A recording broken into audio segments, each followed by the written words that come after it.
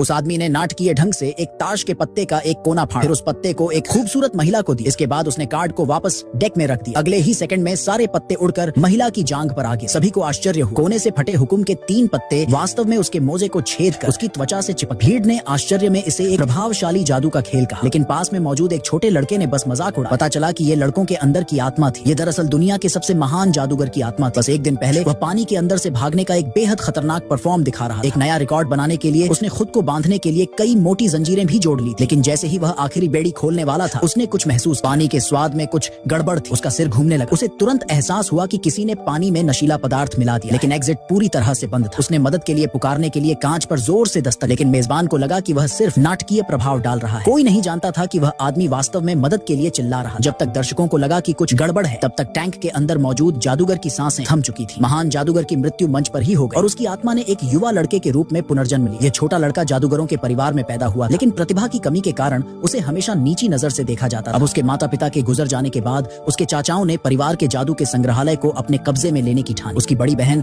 जिसके पास भी ज्यादा प्रतिभा नहीं थी, बहुत चिंतित थी। चाचा ने एक अल्टीमेटम जारी किया, अगर लड़की कल तक अपने जादुई कौशल को साबित नहीं कर पाई तो वह संग्रहालय का पूरा स्वामित्व जब्त कर लेंगे। छोटे लड़के को इसकी परवाह नहीं थी, क्योंकि उसने यह शरीर उधार लिया। वह अपनी बहन को उनके परिवार की विरासत की रक्षा करने में मदद करेगा। हालांकि उन्होंने जोर देकर कहा कि प्रतियोगिता अनुचित थी। अगर चाचा हार गए तो उन्हें संग्रहालय का अपना हिस्सा भी सौंप देना चाहिए। हर कोई उसकी बातों पर हंसा, यह सोचकर कि बच्चा सिर्फ भोला है। चाचा के दोनों बेटों ने उत्सुकता पूर्वक चुनौती स्वीकार कर ली और लड़की के खिलाफ जादू की प्रतियोगिता का प्रस्ताव और इस बात पर सहमति जताई कि विजेता को संग्रहालय विरासत में मिले। उनमें से किसी को भी एहसास नहीं हुआ कि उनके सामने खड़ा लड़का अब एक शीर्ष स्तर के जादूगर का पुनर्जन्म था। प्रतियोगिता के पहले दौर को मैजिक रिस्टोरेशन कहा जाता था। इसमें एक पक्ष एक चाल दिखाएगा और यदि दूसरा यह बता दे कि यह कैसे काम करता है तो परफॉर्मर हार जाए। बहन अभी भी लड़के पर भरोसा नहीं कर रही थी, इसलिए उसने पहले जाने की पेशकश। उसने एक बड़ा सा ताश का पत्ता निकाला, धीरे से हाथ हिलाया और ताश के बीच में एक बड़ा छेद दिखाई। उसने छेद में हाथ डाला और अपनी पसंद की कोई भी वस्तु बाहर निकाली। इससे भी अधिक आश्चर्यजनक बात यह है कि उसने फिर छेद को हटा दिया और ताश को पूरी तरह से बहाल कर। दर्शक आश्चर्यचकित और उसकी चाल को शानदार बताकर उसकी प्रशंसा कर रहे। लड़की को पूरा भरोसा था कि यह राउंड उसका, लेकिन छोटे लड़के ने तुरंत ही इसे समझ लिया। यह चाल सिर्फ 2 क्लासिक इल्यूजन्स का मिश्रण थी, जिसमें कुछ भी ओरिजिनल नहीं था। जैसा कि एक्सपेक्टेड था, उसके चचेरे भाई ने उसका प्रदर्शन देखा और मुस्कुराया। वह मंच पर गया, बिना किसी प्रयास के बिल्कुल वही चाल दोहराई और उसे जोरदार तालियां मिली। फिर उसने अपना सिग्नेचर मूव दिखाया। उसने एक खूबसूरत महिला को मंच पर इनवाइट, उसे एक कार्ड चुनने और उसका एक कोना फाड़ने को कहा। फिर कार्ड को वापस डेक में रख। एक हल्के से झटके से कार्ड उसके मोजे के अंदर दिखाई, जो सीधे उसकी त्वचा से चिपका हुआ। लड़की ने ऐसा कुछ पहले कभी नहीं देखा और वह चाल नहीं समझ पाई। पहले राउंड में उसने हार मान। दूसरा राउंड शुरू हुआ।